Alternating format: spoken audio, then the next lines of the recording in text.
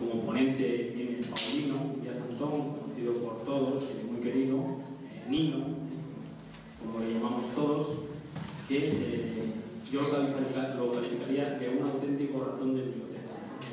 Esta charla la voy a dividir en dos partes, una digamos del medio donde se desarrolla la vida de Cabrales, la vida ligada evidentemente a los picos, al pastoreo, la que hubo hasta ahora y está desapareciendo. Y la otra, digamos, la parte, ¿cómo llamarla? De las creencias. La práctica del pastoreo en los picos, pues evidentemente es muy antigua, hay muchos de estos enterramientos, por ejemplo en la cueva de Aranjas, los túmulos de Mandeva, de Pirué, enterramientos en Cuera. En aquellas altitudes aquellas latitudes medias donde se desarrollaba por entonces, allá por más o menos del Paleolítico, la vida de los cabraliegos, que habitaron, yo creo que primero, es una opinión, yo creo que habitaron primero las zonas intermedias, de ahí subieron hacia las altas y yo creo que la zona baja se habitó cuando ya se empezó la práctica de la agricultura y se empezaron a desbrozar por mediante quemas todos los valles de Cabrales.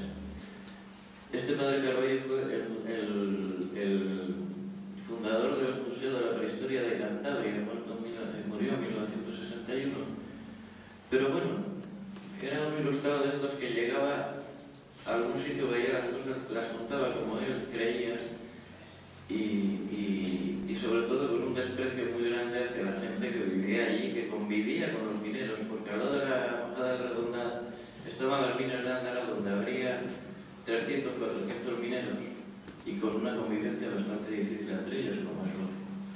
En el borde de la laguna, se refiere a ese lago de Ándara, existe una treintena de grutas habitadas por pastores durante el verano. Hay más fotos de esa. Una cueva debajo de un peñasco que mide 4,60 de fondo por 3,50 de ancho y 1,50 de alto. Casi ninguna tiene puertas y la tiene mide 1,25 de alto por 1,50 de ancho. Solo hay unas tablas para dormir algo levantadas del suelo. Al lado de la puerta, 1 metro de pavimento de piedra para encender el fuego y el resto del suelo tierra. No hay ventanas ni chimeneas. Hay un recinto exterior de piedras para recoger las cajas. Toda la familia come al mismo tiempo de una cazuela y se ríen de los microbios. Aquí empezamos ya a esbarrear. Flotan de una excelente salud. No tienen trato con los mineros, como digo, convivir con los mineros en la misma zona, pero vamos, muy próximo. Durante su permanencia en las cuevas fabrican quesos, haciéndolos fermentar bajo el estiércol de las cabras.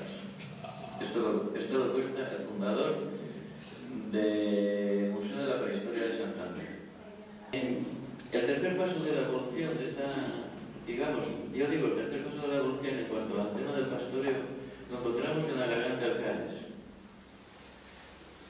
Concretamente, cerca de, un poquitín más allá de la Riega del Seibo. Se trata de una cabaña muy primitiva, también construida en una cueva,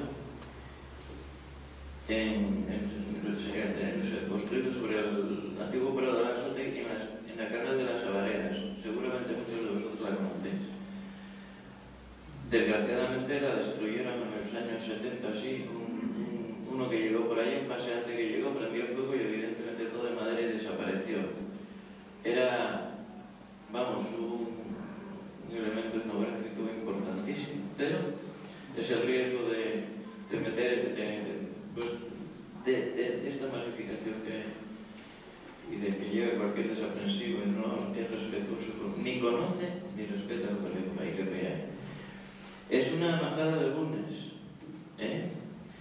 y digo que es muy antigua porque en las escrituras, en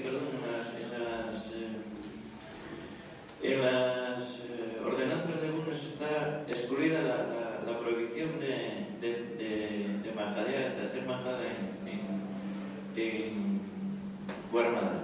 ¿Qué quiere decir esto? Las ordenanzas son muy estrictas reglando los tiempos y reglando el tiempo de llegada y de bajada y de ahora en esta fecha se entra o se sale. Esta no, esta en una determinada zona de pastos no, esta no. Esta está excluida, esta se puede utilizar durante un año, durante todo el año, perdón. Hay más cuevas como esta, pero esta es muy singular. Es esta cabaña que retrató en 1906 Schulz, diario de los al pastor de Bulnes, que llamado Esteban Mier, que es, más o menos nos indican, referente a este, que nos indican un poquitín las fechas incluso y los desplazamientos de la gente, hacia dónde se ve. Estando en el puerto, dice, si tú te vas para Nava, para Vierro, yo me voy para la Pernal. Esto lo decían estando en el puerto. En las derrotas de Nava nos volvemos a juntar, es decir, estaba en el puerto, bajaban a Vierro a la Pernal y la próxima cita era en Nava a partir de noviembre. Hay otra que se cantaba a la vuelta de las derrotas de Nava, el 1 de mayo, y decía: Dios sardina de asiento tramo de los andaluces, costazo de las bandiellas, que ya viene el mes de mayo y yo me voy para Espellas. Espellas es una majada que hay al lado de Tielve. Era una majada de arenas y tiene una historia muy curiosa porque resulta que era cada año un vecino de Arenas tenía que ir allí porque la habían disputado mucho Tielve y Arenas, y era obligatorio que un vecino de Arenas estuviera permanentemente allí por turno. También ocurre eso en Tielve ocurría con una cabaña que había en Pandévano para no perder los derechos de pasto en Pandévano. Y se establecía esa obligación. Luego con el tiempo pues, se fue dejando un poquitín de lado y lo de Espellas, pero era obligatorio después, una vez que se abandonó el ir de majada allí obligatoriamente, se estableció otra norma, que era que cada día un vecino tenía que ir allá y recoger un palo que otro vecino había dejado el día anterior. Un palo que estaba trabando la puerta que no se cerrara. Y tenía que ir allá, desplazarse desde Portudera, ir allá, recoger el palo del vecino, entregárselo al vecino, dejaba el suyo allá y al día siguiente, y así sucesivamente, por las ordenanzas, obligatorio. Una copla, yo creo que es muy expresiva una copla que cantaba el tío Julián Casanova en cuanto a la importancia de la patata. Y la cantaba y decía: andan diciendo a los ricos que nos jodamos los pobres, que sacando las patatas que nos toquen los cojones. Que no es cierto. En aquellos tiempos también es cierto que hubo era tiempo de afirmación religiosa, de expansión del cristianismo y tal.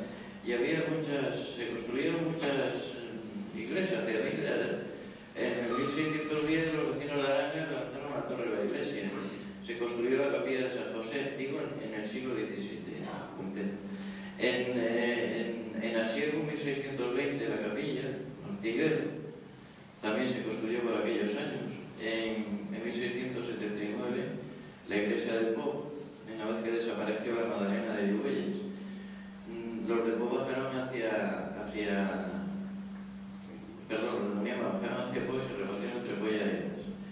Y hay un viejo documento que hay, yo lo leí, y de un juicio que tuvieron entre los de Arenas y los de Po por la disputa de los pastos de la zona de Muniama, donde dice que ellos, los de Po, se llevaron todos los ornamentos litúrgicos, la Magdalena como tal, y una patena de plata muy gastada. Y a continuación dice que los de Arenas se quedaron con los prados. En fin.